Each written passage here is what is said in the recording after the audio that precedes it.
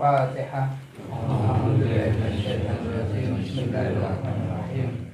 Alhamdulillahirabbil alamin arrahmanir rahim maliki yaumiddin iyyaka na'budu wa iyyaka nasta'in ihdinas siratal mustaqim siratal ladzina an'amta 'alaihim ghairil maghdubi 'alaihim waladdallin. Amin. Bismillahirrahmanirrahim. As-samina asyara utawi hadis kang kaping 18 iku ittaqullaha wa'dilu baina auladikum. Ittaqu padha wedya sapa ya sira kabeh Allah Ta'ala ing Gusti Allah, wa'dilu lan gawe ngadil sapa ya sira kabeh baina auladikum ing dalam antarane anak sira kabeh. Ing dalam antarane anak sira kabeh rawuh riwayatake hadis sapa An-Nu'man. Alhamdulillahirabbil alamin. Harful hamzah ya. Jadi kitab Mukhtarul Hadis itu dikelompokkan hadis-hadis yang awalnya dari huruf hamzah, nanti huruf ba, huruf sa, jim, ha, kha, dal, zal, ila akhirih sampai huruf ya. Jadi hadis yang dikelompokkan di awal dan harful hijaiyah alif, maka ngarepe alif kabeh hamzah kabeh. Ittaqi abghadul halal atani, jadi alif kabeh, jadi telaten banget nggih. Boleh ngerangkai hadis alif dikelompokkan dalam bentuk alif semua, huruf ba dikelompokkan dalam huruf ba semua, huruf sa dikelompokkan menjadi huruf sa semua. Jadi hadis yang ke-18 di situ itu hadis pendek tapi mentes, isinya itu butuh diperhatikan, butuh dianalisa dan butuh meraba diri kita masing-masing. Ittaqullaha wa'dilu baina auladikum, kan? Takutlah kalian semua pada Allah. Takutlah kalian semua pada Allah. Wa'dilu baina auladikum, lan berbuatlah adil kalian semua di antara anak-anak kalian semua. Dua kalimat jadi satu. Yang awal memerintahkan selalu taat, takut pada Allah, yaitu mentaati perintah-perintah Allah dengan sabar. Mentaati perintah-perintah Allah dengan sabar, sabar yang disertai dengan ilmu, mentaati peraturan-peraturan Allah, menjalankan perintah-perintah Allah dengan ikhlas, tentunya ikhlas yang berdasarkan ilmu, dengan khusyuk. Jadi menjalankan perintah-perintah Allah dan menjauhi larangan Allah juga dengan sabar. Melakoni perintah Allah juga dengan kesabaran, meninggalkan larangan-larangan Allah juga dengan kesabaran. Nah, berarti ada kalimat wa'dilu baina auladikum, ada yang harus diperintahkan, ada yang harus diperhatikan oleh kita, dan apa yang harus kita tinggalkan. Dalam mengurus masalah anak, seringkali kita selaku orang tua itu yang dikeluhkan bukan cuman perekonomian ataupun pendapatan, melainkan anakku harus dolan, gue sembuh. Nah, maka berbuatlah adil dalam keseimbangan lahiriah serta batiniah. Lahiriahnya kita itu mencari hal-hal yang halal, pakaian, sandangan, makanan, minuman, kita itu berusaha mencari yang halal untuk menafkahkan pada anak dan istri kita. Dalam kita mencari kena hukum wajib, kita mencari nafkah itu wajib. berarti uli ganjaran wajib. Wajiban menjalankan obah keringat tumetes itu uli ganjaran wajib. Setelah mendapatkan upah, mendapatkan rizkin hadza fadlun min indillah, fadl dari Allah mbuh 50.000 mbuh di situ itu 100.000. Ini dinamakan nafkah. Itu dicekal oleh kita kaum laki-laki. Menjalankannya itu wajib, setelah mendapatkan itu nafkah. Karena ini harus diinfakkan. Ditasarufkan pada anak dan istri. Nah, tatkala kita itu memberi, perjalanan ini memberi ke istri, memberi kepada anak, itu namanya sedekah. Ini paham ya? Mencarinya namanya wajib. Mencarinya namanya wajib, dan hati-hati dalam ojo korupsi apapun. Belajar. Setelah dapat fadl Allah berupa 50.000, 100.000, niki namanya udah awak dhewe. Iki namanya nafkah. Karena harus diinfakkan, dicerut, diberikan kepada istri, diberikan pada anak, ditasarufkan pada kepentingan si anak. Berarti sudah 2. Dapat fadilah 2 ataupun makna 2. Terus kita berikan, perjalanan ini namanya sedekah kepada istri, ini sedekah. Perjalanan ini sedekah, bukan berarti wong wadon berarti wajib dinafkahi, wajib didumi, wajib dibageni. Tapi ngewehna iki lho. Ngewehna supaya kita dapat unsur ketiganya, ya diwehna aja kon duwe dhewe. Pak ana duit kan ngesah, beda. Ya itu sih sudah unsur sedekah, tapi nilai pemberiannya ya tumibaninnya itu berjalan seret waktu. Ini sudah sampai ketampan, ditampak oleh tangan si istri, itu sedekah. Nah, ini namanya nafkah lahir plus nafkah batin. Nafkah batinnya bagaimana? Upaya mencari ridha Allah, mengupayakan mencari halal. Makanya halal ini ittaqillah. Ayo wedi maring Gusti Allah. Jauhi itu haram. Lakukan itu halal. Ada hubungan nafkah, sedekah, kewajiban. Dan setelah ada nafkah yang seperti ini, itu sudah nanti kita berbuat adil pada bentuk tengah-tengah. Adalah ngadeg jejik di antara lahiriah dan batiniah si anak. Lahiriah dan batiniah si anak. Nah, kita dititipi oleh Allah dengan amanat anak.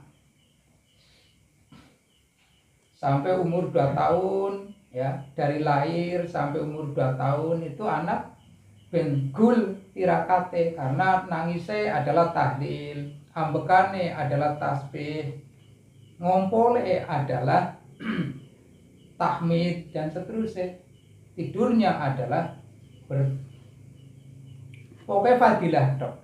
Sampai usia 22 tahun dinafkahi dengan nafkah yang halal. Lalu kalau kita merawat kambing, merawat tanaman, terkadang pagi, siang, sore, malam, kadang juga kita rawat. Diriyadhoi, ditirakati.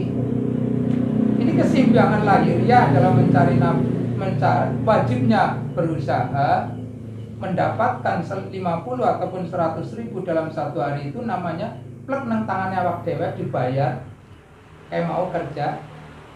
Itu nafkah diberikan plek, itu perjalanan ini namanya sedekah. Itu fadilahnya orang laki-laki. Tapi kewajibannya, sudahkah anak Anda itu diriyadhoi, ditirakati, didongakena?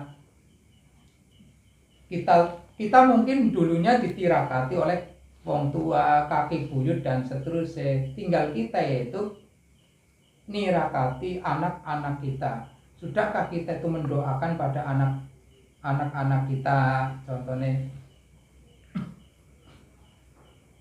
kalau anak kita saja tidak pernah diberi doa, ya jangan mengharap kita itu akan dapat balasan doa dari anak. Selaku orang laki-laki ini ya, posisinya harus menempati posisi dua. Pertama, ayah bagi anak.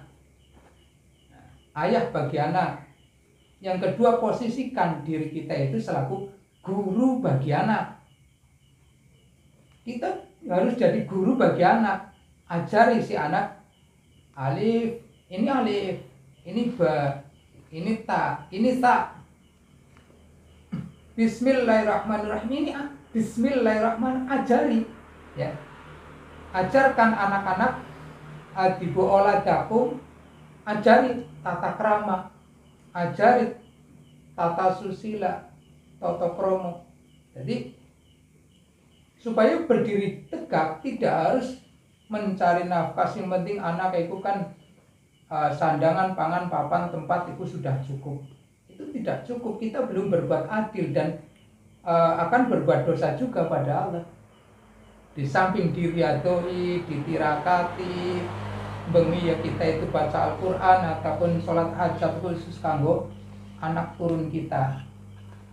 Termudah contohnya kita disakiti oleh seseorang, ya mudah-mudahan anak putu ora seperti itu. Na'udzubillah min dzalik, anak cucu saya supaya tidak, mudah-mudahan tidak seperti itu. Itu pun termasuk doa,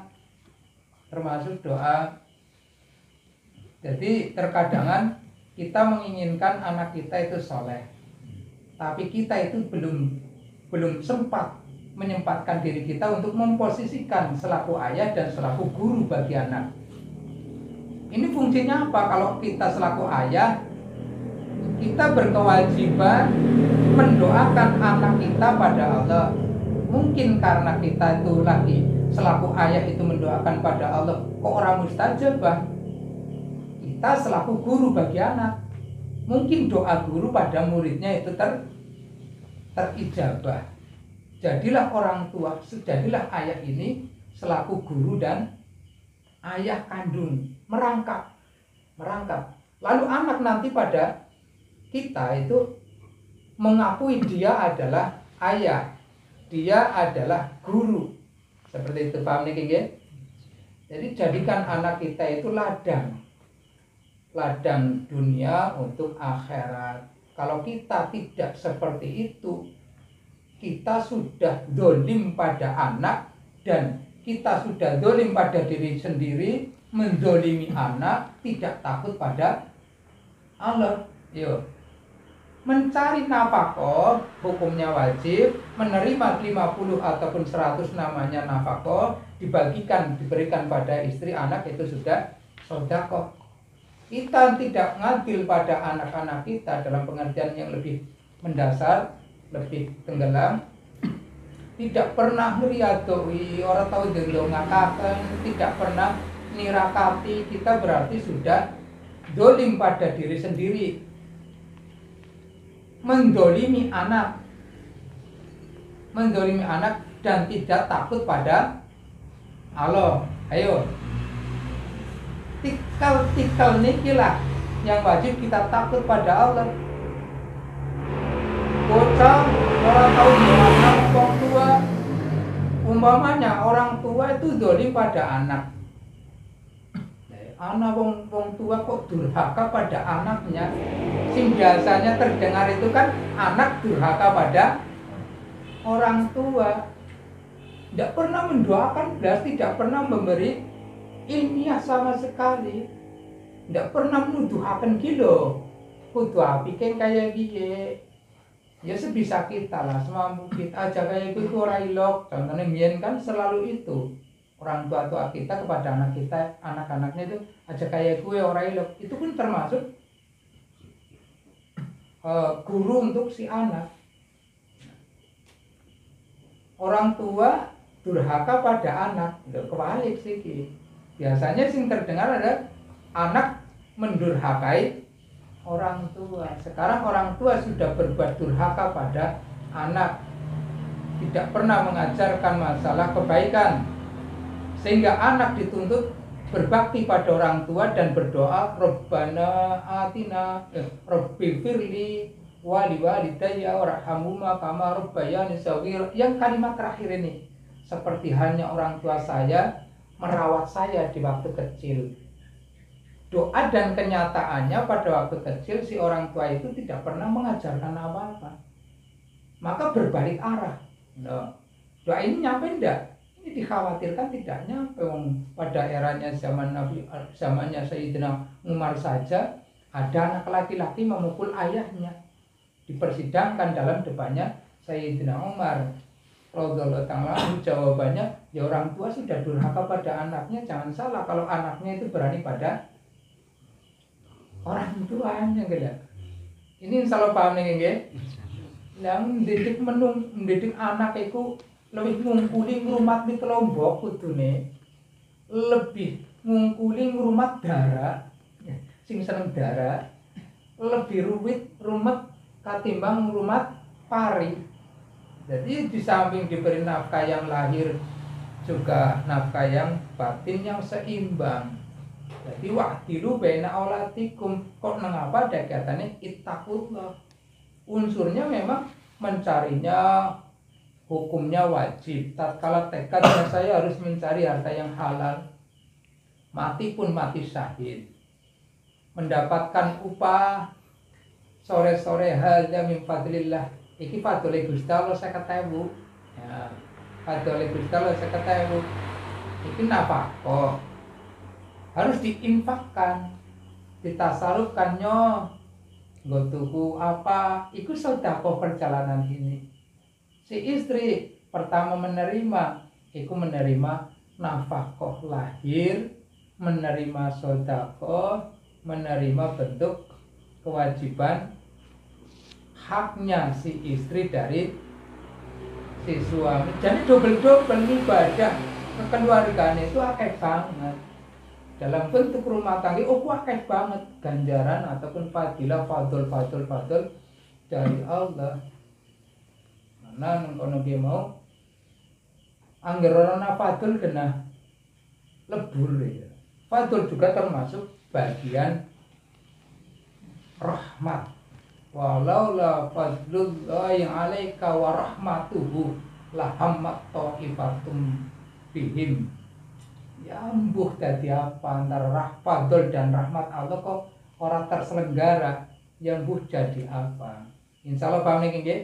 Jadi kalau orang tua mendurhakai anak, sing biasa terdengar dari anak mendurhakai orang tua sudah mengajarkan durhaka pada anak, maksudnya seperti itu. Tanpa disadari hak anak itu tidak pernah dikasihkan. Tidak pernah dikasihkan, yaitu anak wajib punya hak untuk diberi nafkah batinnya. Nafkah batinnya berupa ilmu pengetahuan. Bengi nang kono iki nyuwun maring Gusti Allah. Tatkala kita enak lagi dengan Allah, anak dan istri kita bawa, nah, supaya ada nafkah batin yang terselenggara dari Allah. Enteng-entengnya ya apa-apa diniati kanggo umpamane Laura tiba ngaku yang mengkotuli anak putuku sing pada ngunduh, berarti kan ikhlas karena jabutnya pada diri kita. Ya Allah, muka-muka anak putuku ora kaya-kaya, ora jelek, amit-amit jabang bayi. Nah, ndak seperti itu. Ya Allah, naudzubillah min dzalik, muga-muga anak putuku ora senengane per-peran, senengane ngrasani, senengane adu-adu, senengane padudon, senengane permusuhan, senengane jagongan, senengane guyonan dan seterusnya. Kita bisa ta'awud pada Allah dan diniati, mudah-mudahan itu pun sudah doa. Kita melihat apa, Masya Allah, muga-muga itu sudah mendoakan pada anak kita, keturunan kita, dan itu namanya nafkah batin. nafkah batin, anak yang sudah dihantar pada Allah, nggih. Anak yang sudah dihantar pada Allah, senajan toh si anak cucu itu belum lahir, anak cucu belum tahu, sudah dihantar ke Allah duluan. Waqtilu baina auladikum, berbuatlah adil pada anak kalian semua, karena anak sekian pinter-pinter banget, pinter-pinter dolanan maksudnya niku. Maju SMP, maju SMA nggih pinter-pinter banget guli lombok, guli wani, guli bantah, dan seterusnya. Kita yang selaku orang tua terkadang jadi nelangsa. Orang tua harus pandai menjadi orang tua kandung, dan plus jadilah guru bagi anaknya. Ayah selaku ayah, guru spiritual bagi anak. Insya Allah paham ini nggih? Insya Allah paham. Ittaqu firasatal mukminin fa indahu yanzuru binurillah.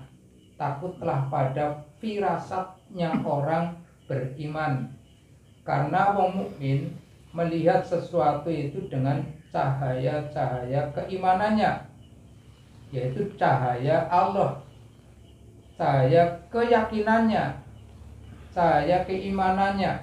Jadi ditakuti. Sing diarani apa? Firasatal mukminin adalah basiroh, penglihatan batinnya seorang kemukminan, karena hatinya sumber rahasia-rahasia selalu apa, ada tafakur, ada tadabbur, ada tadabbur, ada aurat mengalir pada rongga-rongga dan latifah-latifah masuklah pada hati, masuklah pada fuadi, masuklah pada bentuk yang posisi yang bila kevin, tanpa suara, tanpa huruf, tanpa apa, di situ selalu mengandung unsur-unsur Allah, mengingat Allah. Sehingga apa? Selalu serabung, hatinya itu selalu mahabbah, selalu bercinta dengan Allah. Hati yang selalu bercinta dengan Allah penuh rahasia bagi orang lain. Hati yang selalu bercinta dengan Allah penuh rahasia bagi orang lain, tapi bagi dia tidak berrahasia. Sehingga seseorang yang mengeluarkan kalimat seret, umpamanya seret, dia mengatakan seperti ini, kata-katanya itu bisa ditafsirkan, dianalisa menjadi banyak sekali. Dianalisa maknanya ini, karena keluar dari hati yang selalu bercinta dengan Allah. Ini paham ya? Beda dengan karena omongannya lagi jengkel, omongannya mudah sekali ditebak. Oh iya, lah paling baik kayak gila. Kalau hati selalu dari saringat torekohnya, dari ma'rifat kehadiratnya, terus kafah masuk, terus diolah, yang keluar dari mulutnya adalah butir-butir mutiara dari Allah, ya. Butir-butir mutiara, ada kalimat mutiara sing kalimatnya simple tapi maknanya dalam dan maknanya luas. Jadi takutlah firasatnya orang mukmin, karena firasatnya omongannya iki terkadang nyeleneh ucapannya, tapi kejadian kadang nyeleneh ucapannya. Mau ditanya kayak gitu jawabnya kayak ternyata butuh dianalisa lagi, dipelajari lagi kenapa omongannya kayak dipaham anak benernya banjur tenggelam. Oh ya pantesan, karena kalimat ini keluar dari hati yang seperti itu. Ini paham ya? Apalagi Rasulullah yang hatinya itu wallahi nafsi biyadihi, demi Allah jiwa raga saya itu terletak pada kudrat iradah Allah. Itu Rasulullah seperti itu. Yang keluar jelas mutiara, berlian, mustika yang penuh, tidak harus hadis piye? Maknanya seperti loh, ini keluar dari hati orang mukmin saja terkadang sulit difahami kok. Tegese pemaknanya banyak kok. Syair-syairnya para ahli tasawuf itu kan indah-indah banget ya. Namanya dari Imam Ghazali, Imam Sawai itu Syekh Abdul Hasan Ali Asy'adzili dan para ahli-ahli tasawuf yang lainnya mengalir seret. Pemahamannya ternyata dalam ilahila stulil firdausi ahla. Dan bukan keluar dari hati seorang yang bergelut bermahabbah dengan Allah. Tekan sikit ndak booming. Padahal ini nunggu tahun kapan dari Abu Nawas. Karena keluarnya dari hati, ditekan Yahweh ini esi enak di rumah kakek. Esi di booming kondo krungu aja bocah cilik mbak tiru. Karena keluar dari hati yang penuh nur ilahiyah. Ini paham niki nggih? Terus kafah dari sarengat ojo dadi uler baen, dadi kepompong bene dadi kupu. Sawise kupu nanti bermanfaat untuk penyerbukan dari bunga menjadi buah. Kupu itu penyerbukan juga. Jadi antara sarengat masuk di torikoi, dipelajari untuk tenggelam lagi. Hati yang lagi karo Gusti Allah, ucapannya itu mengandung misteri. Ayo gara karo dunia, atine isi dunia. Ya paling politik lah, ngomong kayak kan politik kan arep kayak gitu. Mudah tertebak. Atine isi dunia ngomong kayak politik kan arep mangan dhewe kae, toke-toke kayak mudah ditebak karena hatinya penuh ambisi duniawi. Hati yang penuh dengan nur ilahiyah sulit untuk dianalisa akal saja. Ini paham nggih? Ittaqi firasatal mu'min fa innahu yanzuru binurillah. Mana? Ittaqi da'watal madlum fa innaha laisa bainahu wa bainallahi hijabun. Takutlah pada doa-doa orang yang teraniaya, sama dengan takutlah menganiaya, bisa kebayang. Karena doanya orang yang teraniaya itu sendongan-dongane oleh Allah dibuka hijabnya dan didengarkan oleh Allah. Bahkan Allah bersumpah wa izzati wa jalali la ansurannaka walau ba'da hinin.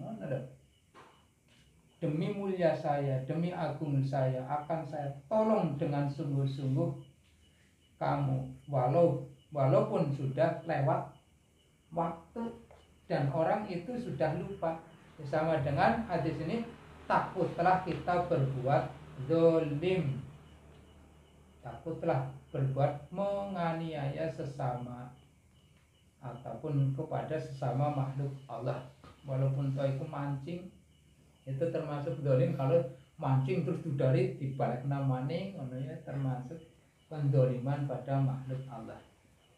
Terus bonse yang zalim lho, diutak-utak, dibeseti, dipintiri, lho apa ora nangis ngono. Dibonseni kae lara kae. Jare si digoroki, ditekuki, dipintir, dipleteki. Kowe kudu urip tapi kudu sengsara, gelem ora?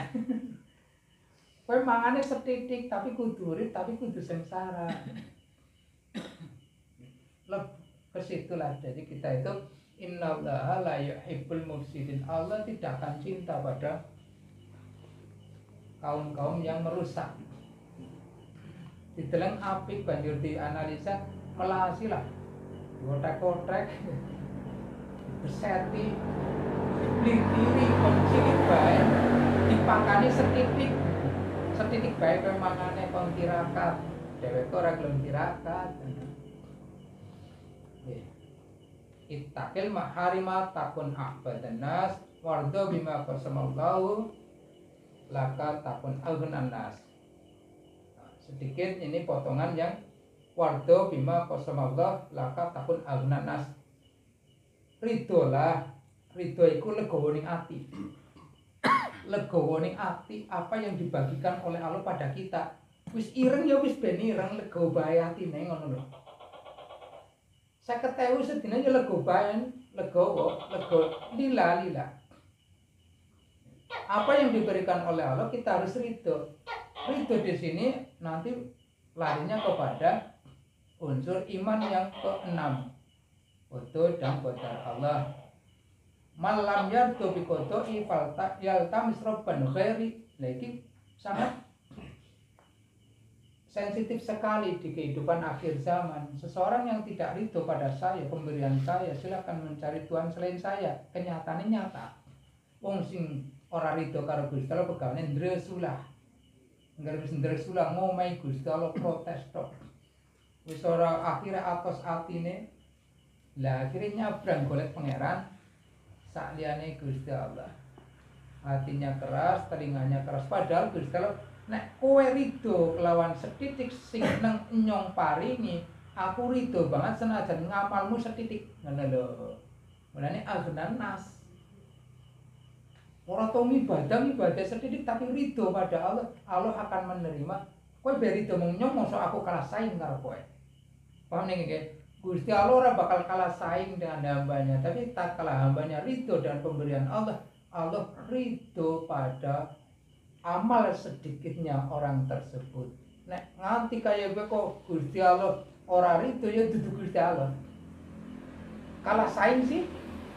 Kalah saing Gusti Allah ridho kok ora dibalas, ridho malah sakwise Gusti Allah ridho lam yaghdab ba'dahu. Allah tidak akan murka pada orang itu. Jadi sakwise Gusti Allah ridho pada seseorang, sehingga Allah tidak akan pernah murka pada orang itu, sehingga dibimbing oleh Allah menuju kepada bentuk keridhaan Allah selalu. Bukan berarti Gusti Allah sudah ridho pada orang itu, Allah tidak pernah murka pada orang itu, lalu orang itu sekarang pedhe urip itu tidak. Dilala dengan ridhonya Allah menuntun kepada bentuk keridhaan berikutnya dan menjauh dari perkara-perkara larangan Allah, menuju pada ilmu pengetahuan yang sangat diridhoi oleh Allah. Jadi belajar nerimo ning pandum niku termasuk golongan aghnan nas, lebih sugih segueh menungsa niku orang yang bisa meridhoi apapun yang diberikan oleh Allah. Dan tatkala Allah sudah ridho pada hambanya, maka Allah tidak akan pernah murka lagi pada hambanya. Beda dengan kita mikir ridho ngesuk wis ora ridho, karena menungsa duwe sifat ngundat. Karena ndak ridho pegawane ndresulah, karena ndak ridho akhirnya drengki. Kaya dibaik kaya nyong ora kan lah, akhirnya ndak ridho, macam-macam penyakit hati berikutnya. Contoh iblis tidak meridhoi Nabiullah Adam yang menjadi khalifah di buminya Allah. Ini paham niki nggih? Insyaallah dipun paringi paham. Bahwasanya pertama, jadilah ayah melengkapi dua hal, melengkapi jabatan dua. Jadilah ayah bagi anaknya, jadilah guru bagi anaknya. Yang kedua, tatkala hati kita itu berisi duniawi, ucapannya mudah sekali ditebak, mudah sekali konangan, strategi politiknya wis konangan. Tapi tatkala hati kita berisi nur ilahiyah, maka yang keluar ini membahayakan. Yang keluar ini butuh penganalisaan yang rumit, tidak mudah dicerna kecuali diheningkan. Nah, apalagi kalau hati Rasulullah itu. Nah, yang ketiga adalah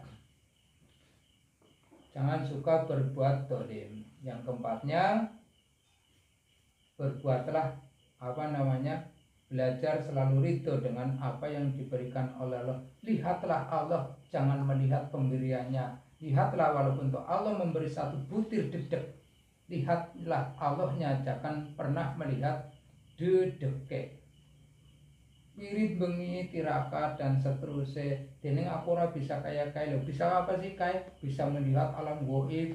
Wis ora usah pengen kayak gue, apa sih dari Allah itu lebih manfaat, lebih barokah. Walaupun itu sededek, jangan melihat dedeke, lihatlah yang memberi. Walaupun dedek uli 50.000 sedina iki padole Gusti Allah, uli ganjaran kerjane, uli nafakoe, alih sodakoe. Dadi nang kono ki mau 50.000 kudu deleng 50 ora ndresula, melainkan yang memberi ini Allah. Inilah yang namanya iktimad. Iktimad pada Allah mutlak. Nah, jadi ada unsur tasawufnya yaitu iktimad maring Gusti Allah. Menggantungkan pada Allah. Jangan pernah menggantungkan ke makhluk Allah. Tidak ada yang bisa menolong kalau kita itu menggantungkan pada amal kita, ilmu kita, itu tidak bisa. Iktimadlah pada Allah, menggantungkan diri semua mutlak pada Allah. Insya Allah paham. Boten enten pertanyaan kata sing nggih. Ngoten nggih. Alhamdulillahirabbil alamin. Mugi-mugi tok tangripun niku nafingan jiddan kamilan mubarakan syamilan muttasilatan ila jami'i man hukukun ngalaina qanim ajmangin khususun azwajina wa auladina wa dzurriyyatina qanim ajmangin. Al-Fatihah.